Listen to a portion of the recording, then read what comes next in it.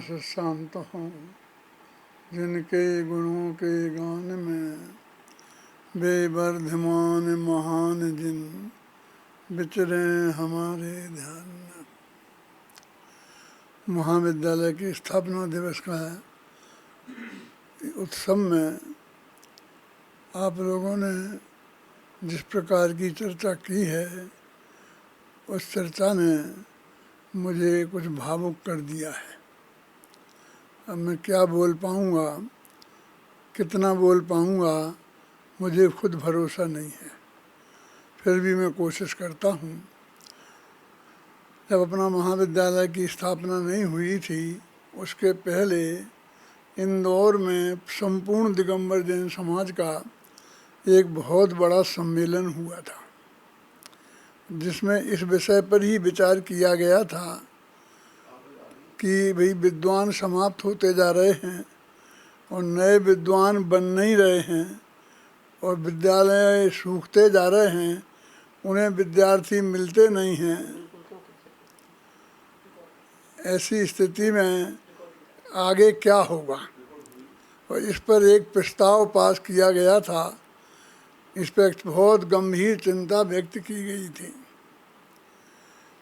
और उस समय ही हमारा ये विद्यालय खोलने का विचार चल रहा था और हमने विद्यालय खोला और सब विद्वानों ने कहा कि एक ये दुस्साहस है, जब जो हमारे विद्यालय हैं इंदौर के, बनारस के, सागर के, उनको तो विद्यार्थी बंद नहीं मिल रहे हैं, वे तो बंद हो रहे हैं और ये उसी टाइप का विद्यालय इस जयपुर में खोलने जा रहे हैं। और जयपुर में एक विद्यालय चंद्रदास जी का है,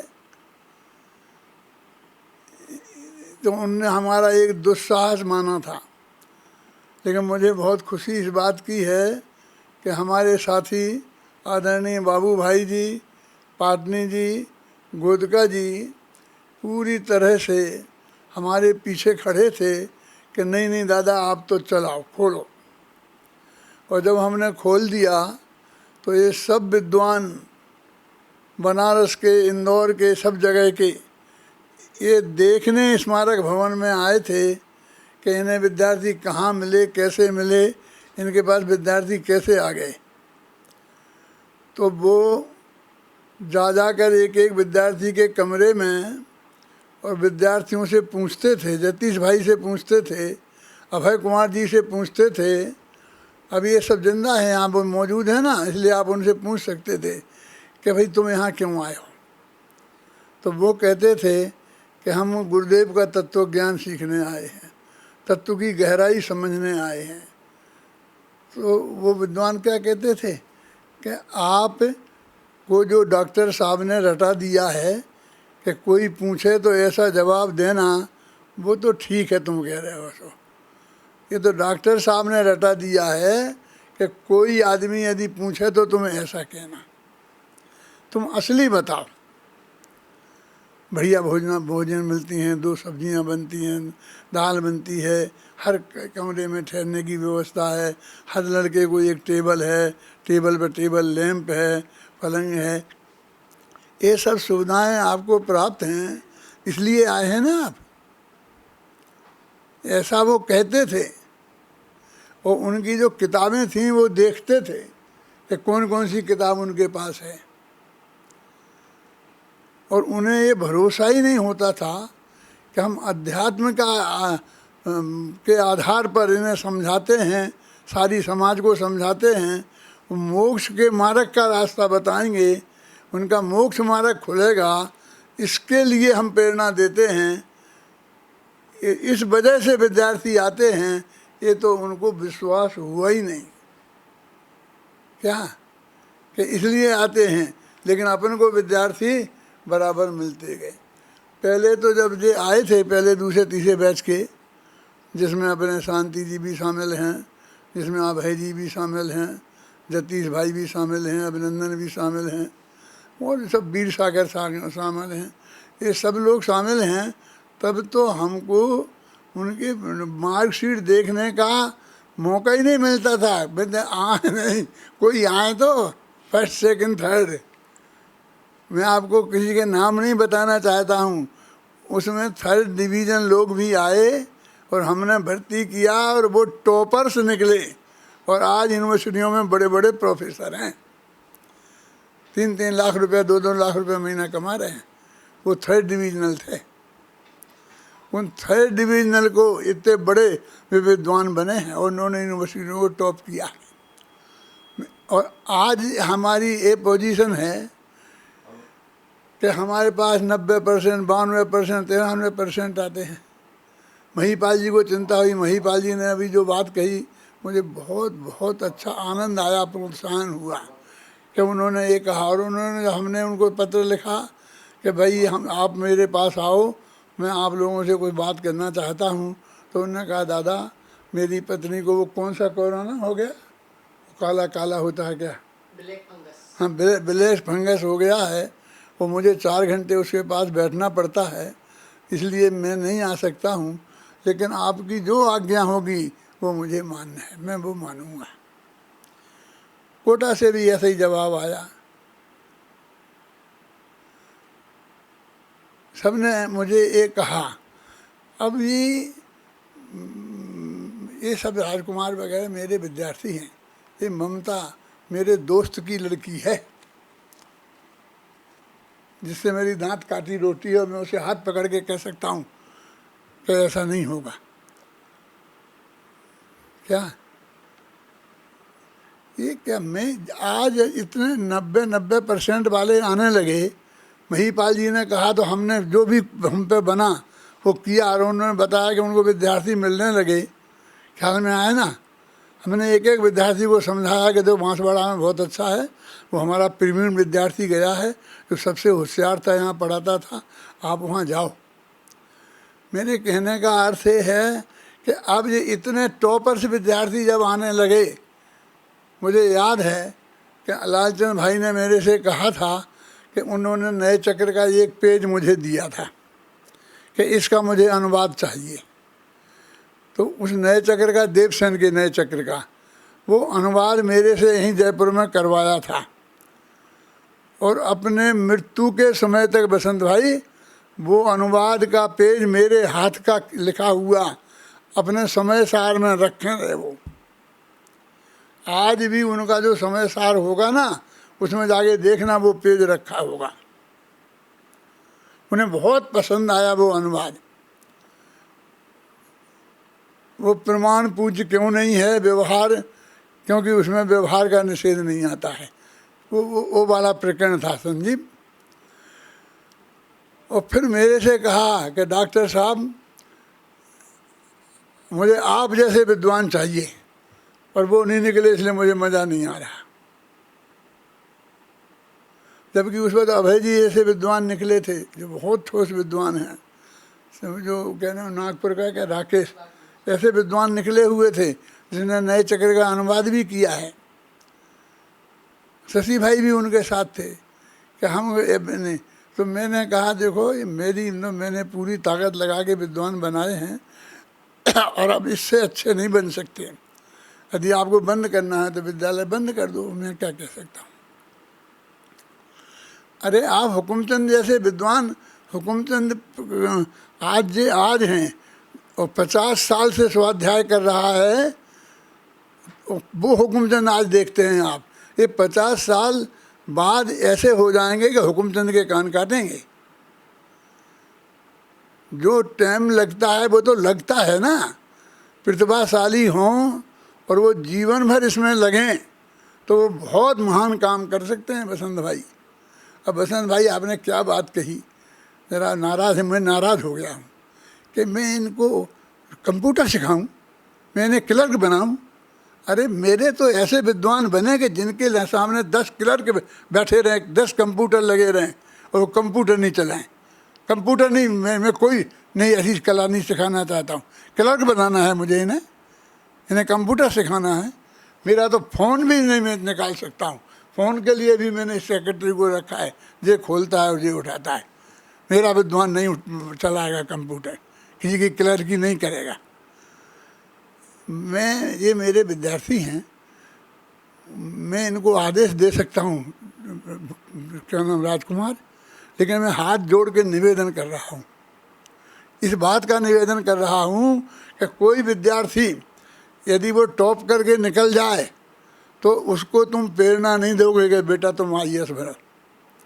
IAS भी भेजने के लिए प्रेरणा नहीं दोगे, और दोगे तो समझना तुम मेरा विरोध कर रहे हो, मेरी हत्या कर रहे हो, मैं ऐसा मानूंगा। तुम प्रेरणा नहीं देगो किसी को। मैं हाथ जोड़ के निवेदन कर रहा हूँ, ममता तेरे बाप से कहूँगा मैं, जो जिसको बनना हो बनने दो, मुझे कोई ऐतराज नहीं है। लेकिन हमारे जो कुछ स्तंभ हैं जिन पर हम भरोसा करते हैं, वो उनको प्रेरणा देवें। क्यों? आज इतने मेरे विद्यार्थी यहाँ बैठे हैं, इतने कलेक्टर होते वे बैठे होते, वे सुनते। अरे कलेक्टर बनाओ, समाज बहुत बड़ा है, उसमें जो यहाँ नहीं आए हैं और दूसरे ग्रेजुएट हुए हैं, टॉपर्स हों, उन्हें बनाओ। ये महाभाग्य से 45 वर्ष की तपश्चर्या है कि जो हमको 90% से ऊपर वाले विद्यार्थी मिलने लगे हैं, और उन्हीं पे तो आशा है। वे विद्यार्थी तो बाद में शास्त्रों की टीकाएँ लिखेंगे, वे तो महाविद्वान होंगे, वे तो हुकुमचंद की पूर्ति करेंगे, उन्हें आप वहाँ भेज दो। और फिर ऐसा बाकी विद्वान कौन खाली है मुझे बताओ तो। आपके पास जितने विद्वान खाली हो, मैं 10,000 रुपये महीने पे बुलाता हूँ, मेरे पास भेज देना, रखूँगा मैं उसे हर एक को। एक खाली नहीं है, और इंजीनियर पूछो तो 50 खाली होंगे, डॉक्टर भी खाली होंगे, लेकिन मेरा विद्यार्थी खाली नहीं है। और मेरे को वो करने वाला विद्यार्थी नहीं चाहिए, क्लैरिकल करे। ये मैं कई दफ़े कह चुका हूँ सभा में, इस सेठियों का थैला लेकर घूमे, ऐसा विद्यार्थी नहीं चाहिए विद्वान। मुझे ऐसा विद्वान चाहिए जिसका थैला लेकर सेठिया चक्कर काटे। और ये टॉपर्स विद्वान आएंगे, ये ऐसे बनेंगे, आप भरोसा तो करो। मैं जैसा पढ़ाता था उससे अच्छा शांति पढ़ाता है, अब ये क्या नाम, पीयूष पढ़ाता है, ये संजय, संजीव, ये पढ़ाते हैं। और वे टॉप के विद्यार्थी क्यों नहीं बनेंगे, कैसे नहीं पढ़ेंगे? वर्ल्ड को टॉप के विद्वान बनेंगे। मेरे टॉपर्स को आप यहाँ वहाँ नहीं भटकाएंगे, नहीं तो मेरा मुख देखेंगे। मैं कसम दिलाता हूँ सारी समाज के सामने, बेटा मैंने तुमको बुलाया था अपने घर, तुम नहीं आए, तो मुझे आज सभा में कहना पड़ रहा है। सारी समाज को करना पड़ा है कि कोई अपने बेटे को जो टॉपर से, और तुमने इंजीनियरिंग में नहीं भेजा, 10वीं क्लास के बाद ही भेज देते ना, हमारे पास भेजा। मैं इसकी बात नहीं कहता हूँ कि कितना खर्चा किया, एक खर्चे वाले जाने। मैं तो कहता हूँ हमने उस पर जो मेहनत की है, हम अपनी मेहनत की बात करते हैं। अरे जब हमारा विद्यालय विद्यार्थी नहीं लेने की दिक्कत आ गई थी ना, तो मुझसे ये है ना, कौन बैठा है यहाँ पर, अशोक बैठा है ना, अशोक पाटनी सिंगापुर, उसके पिता ने कहा था फ़ोन करके, मैं देवलाली में था, उनका फ़ोन आया था वहाँ से कि पंडित जी जितने विद्यार्थी भर्ती करना हो कर लो, मैं बैठा हूँ ना। ऐसे और भी बहुत लोग हैं। प्रदीप चौधरी अपने कहाँ वाले, कहाँ, किशनगढ़ वाले। और अब हमारे टेस्ट ने, मुझे तो पता नहीं, मैं मीटिंग में बैठा नहीं था, लेकिन इन लोगों ने निर्णय लिया है कि एक जगह खरीद के और कम से कम 100 विद्यार्थी और बढ़ाना, और कोई भी विद्यार्थी जो आवे तो उसे मना नहीं करना। आप बता देना मुझे, क्या नाम, महिपाल जी, जितने विद्यार्थी आपको चाहिए हों, उन्हें जितने अध्यापक अच्छे चाहिए हों, मुझे बोलना, मैं भेजूंगा कहीं से भी, जो कोई नहीं होगा मैं आऊँगा। ये मैं आप लोगों से बहुत समाज से निवेदन करता हूँ कि ये गुरुदेव के तत्व ज्ञान को फैलाने के लिए हमें प्रतिभाशाली लोग चाहिए, हमें समर्पित वाले लोग चाहिए। ये शांति भी जाने को तैयार था, कहाँ जैसलमेर के गांव में कहीं सरकारी नौकरी मिल रही थी कि दादा मैं जाना चाहता हूँ। मैं नाराज़ हो गया, बहुत समझाया, क्या मिलेगा वहाँ। आज उसके जितने हमारे 1000 विद्वान हैं, उनमें कम से कम 800 विद्वान उसके चेले हैं, जो भी अभय कुमार जी ने कहा था। मैं ऐसे विद्वान चाहता हूँ कि वे रिटायर्ड हो जाएं तो दूसरी जगह नौकरी नहीं करें। अभय जी कुमार जैसे विद्वान चाहिए कि उन्होंने छोड़ दिया कि समाज की नौकरी का काम, तो भी आज तक पूरी दम से वो तत्व ज्ञान के प्रचार में लग रहे हैं। वो तत्व ज्ञान में प्रचार में लगने वाले विद्यार्थी ही मुझे चाहिए। उनके लिए मैं पूरी तरह से समर्पित हूँ। और मेरा विद्यार्थी ये करे, मुझे नहीं है स्वीकार। वो भी उन्हें समझाए नहीं, लोगों को करने दो। अच्छे अच्छे संस्थान खोलो और उसमें IAS बनाने वालों को भेजो। और जो आर्ट्स ग्रेजुएट हैं, कॉमर्स ग्रेजुएट हैं, साइंस ग्रेजुएट हैं, अपनी समाज के बच्चे टॉपर्स हैं, उनको लगाओ, उनको ट्रेंड करो।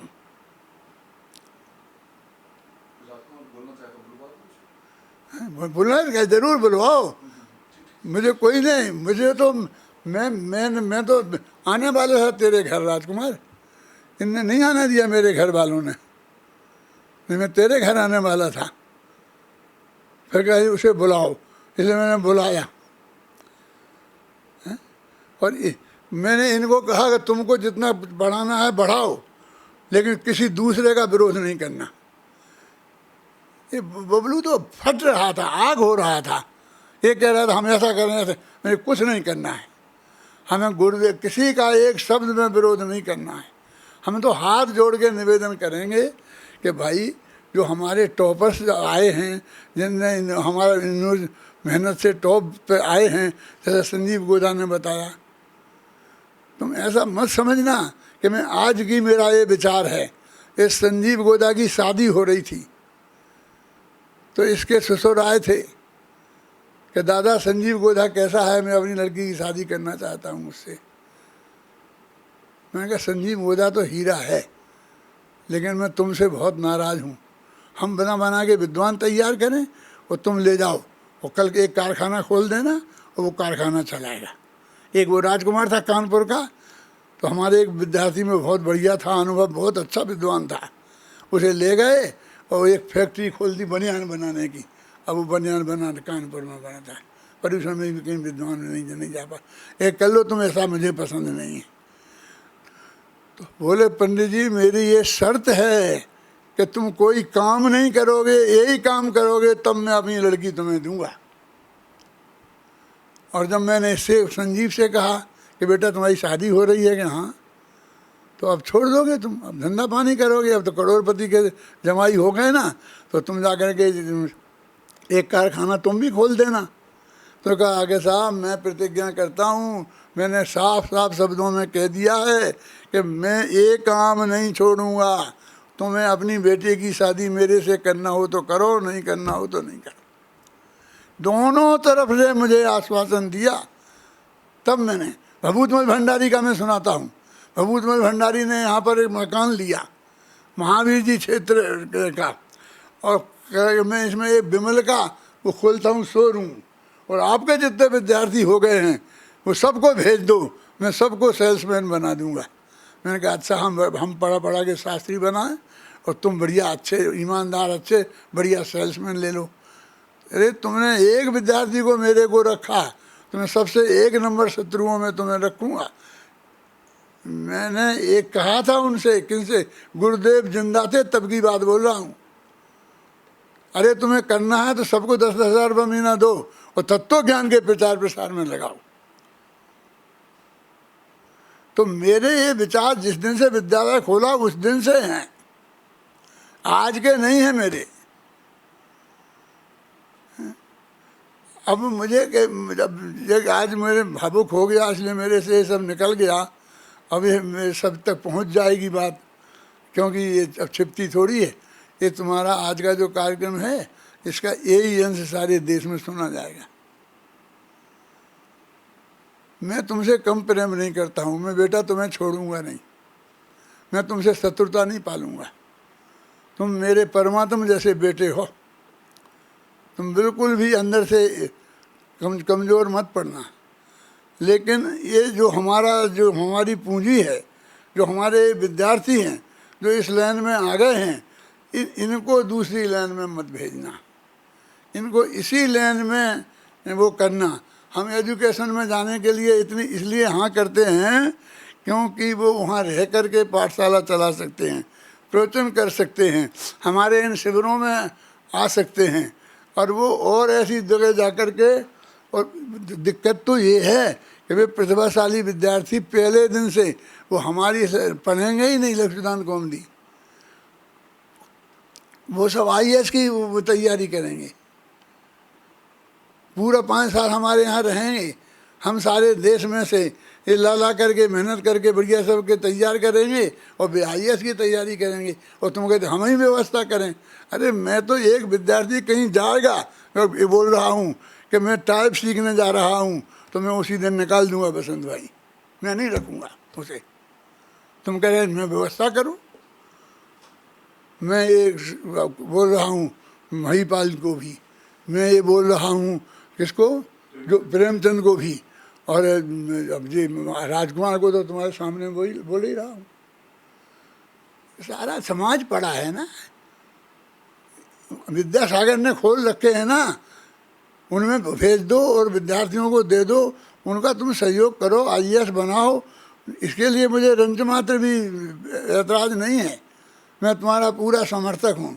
लेकिन जो इस क्षेत्र में आ गया है उसको इसी क्षेत्र में स्थापित करो, इसको इसकी महिमाएं बताओ, और इसी में उसको जो ज़रूरत है, इज्जत है, कोई कमी है तो उस कमी को हम पूरी करें, इस संकल्प के साथ। ये बात मैंने कह रहा हूँ, मैं सुनाना तो चाहता था कि क्या वो अपना जब ये महाविद्यालय का उद्घाटन हुआ था ना, भैरव सिंह से खेबात आए थे, साहू जी आए थे, तो साहू जी ने कहा था 10 विद्यार्थी हर साल मेरे कर लो।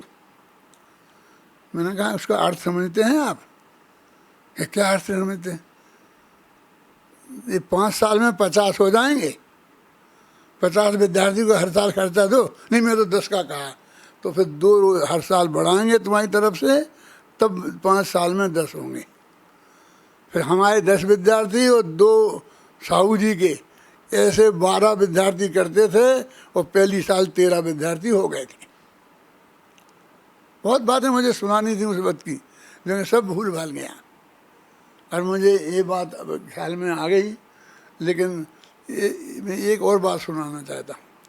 ये बबलू भी मेरे पास ये प्रस्ताव लाया था कि दादा आपको पता नहीं है, ये अपने विद्यार्थी शास्त्री हो जाएंगे तो इनके लिए सारे रास्ते खुले हैं, मैं इनको समझाऊंगा तो बहुत विद्यार्थी आएंगे अपने यहाँ। मैंने कहा बेटा तूने एक भाषण में ये बात कही तो मैं तो ये ढूंढने नहीं दूंगा शिविर में, मुझे रास्ते खोलना नहीं है, मुझे बताना नहीं है खुले रास्ते कि तुम हर जगह जा सकते हो, मोक्ष में जा सकते हो, टॉप के विद्वान बन सकते हो, अनुवाद कर सकते हो, और सेठियों को एक कहना है इन्हें तुम 20,000 दो, 50,000 दो, लाख दो, क्यों जाने देते हो? कमी है इतने पैसे, मैं तो देख देख के दंग रह जाता। मैंने कहा कि भैया तुम क्या करोगे, कहाँ से ज़मीन खरीद रहे, पैसा लाओगे? दादा मैं 5 करोड़ लाऊँ। भाई ऐसी बातें करते हो, हम तो 5 रुपये की नहीं सोचते हैं, हमने तो किसी माई के लाल से आज तक 5 रुपये के लिए नहीं कहा कि 5 करोड़ ला सकते हो, 25 करोड़ ला सकते हो। पैसा तो कितना अधिक हो गया है कि अभी मैं क्या बताऊं आपको। आप उन विद्यार्थियों को सबको जो टॉपर्स निकलें तो वहाँ जाकर के जो मिलता था IAS ऑफिसर को जो मिलने वाला है वो दोनों समाज में और खड़ा करो। मुझे 10 विद्यालय और खोलने हैं ऐसे ही जैसे तुम्हारे यहाँ हैं, और अधिक से अधिक विद्यार्थी, मैं विद्यालय खोलूँगा, यहीं खोलूँगा। डबल विद्यार्थी करने का संकल्प तो हमारे ट्रस्ट में पास हो गया है, और अभी मैं जाने वाला नहीं हूँ आसानी से, मैं बहुत स्वस्थ हूँ। जो कमज़ोरी है ये तो बाहर की है। क्या 10 साल तो नहीं मरता मैं, समझ लो तुम पक्का। जो लोग मुझे अपनी शत्रु समझ रहे हो समझ लो 10 साल झेलना पड़ेगा बेटा, और 10 साल तक बोलूँगा, लिखूँगा, क्योंकि मेरा बोलना बंद हो गया तो समझ लो मर गया, फिर क्या बचा। मेरा लिखना बंद हो गया तो मर गया, क्या क्या बचा। आज भी लिखता हूँ। मालूम आज मैंने क्या नुकसान किया है। मुझे सहजता की गोष्ठी में बैठना था सागर वाली में, कल मैं बैठा था, अंतिम दिन में हुआ अध्यक्ष हूँ, और सहजता मेरा सबसे प्रिय सब्जेक्ट, और उसकी गोष्ठी में मैं नहीं बैठ पाया। इस कीमत पर मैं यहाँ बैठा हूँ। अब मेरे से जो भी निकल गया हो तो मैं आप सब लोगों से माफ़ी मांगता हूँ। और यदि मेरी बात में कुछ आपको मेरा अंदर में ऐसा लगे कि मैंने समाज के हित की, धर्म के हित की, गुरुदेव के तत्व ज्ञान के प्रचार के हित की बात कही है तो स्वीकार करना।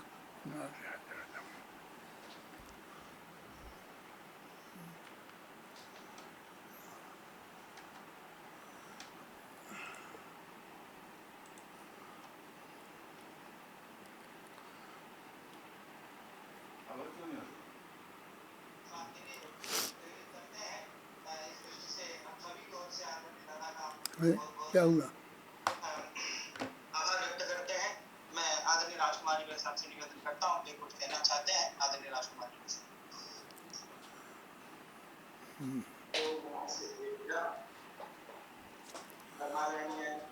दादाजी, बड़ी भाई, छोटी भाई और सभी चरण स्पर्श। आज आपको हम सब पुण्यपूर्ण सिद्धांत महाविद्यालय जो अध्यात्म जगत में एक सूर्य है, उसकी 45वें स्थापना दिवस पर एकत्र हुए 4 5 9 का होता है। 9 का में बहुत मंदिर में वो सुनाई नहीं, वहीं से थोड़ी आवाज अध्यात्म को लेकर के प्रक्रिया में से प्राप्त हुआ है और शाश्वत सत्य है। एक अभर सिद्धांत है, हमारे को मिला है। ये बैच में हम छठवें बैच के विद्यार्थी हैं। हम छठवें बैच के विद्यार्थी मतलब 9 लोग हैं, 9 विद्यार्थी थे और 45वां स्थापना में इस वहीं से आप बहुत बहुत बधाई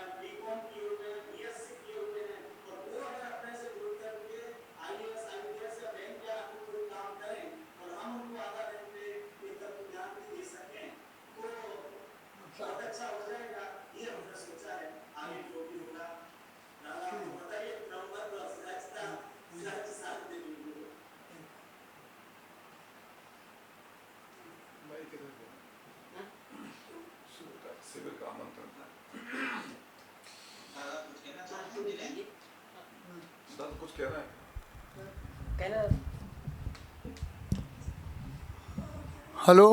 हाँ बोलिए, चालू आवाज़ आ रही? जारी जारी बोलिए। मुझे पक्का भरोसा था, अभी भी भरोसा है राजकुमार पर, ममता पर। सब बिल्कुल वो हमारी भावना को अच्छी तरह समझ गए हैं और उनने उस पर चलने का भाव प्रकट किया है, तो मेरे चित्त में शांति हो गई। अब मेरे को कुछ नहीं है।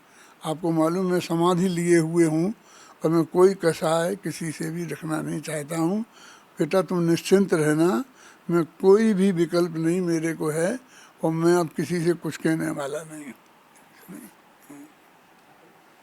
इसके बाद एक मंगलमय आमंत्रण के लिए हम सबके सामने निवेदन करता हूँ ट्रस्ट के कार्यकारी महामंत्री आदरणीय परमात्मा प्रकाश भाई साहब। जैसा कि आप सभी को विदित ही है, प्रतिवर्ष हम लोग अगस्त माह में शिविर लगाते आए हैं। हमारे टोडरमल स्मारक में बड़ा मंगलमय वातावरण बन जाता था। आप सभी मुमुक्षु भाई देश भर से यहाँ पधारते थे और ज्ञान की गंगा बहती थी। परंतु इस कोरोना महामारी के चलते अब वो गंगा घर घर तक पहुँचने लगी है। जब ये महामारी शुरू हुई थी तो टोडरमल स्मारक ट्रस्ट की ओर से हमने ऑनलाइन शिविर आयोजित किया था और उसने जो कीर्तिमान स्थापित किया, उसी शानदार परंपरा में ये शिविर में आप देखेंगे, यह भी एक नई ऊंचाइयों को छूते हुए होगा। इसमें हम अनेकों क्लास लगाने वाले हैं अपने अपने विषय के आधिकारिक विद्वानों द्वारा।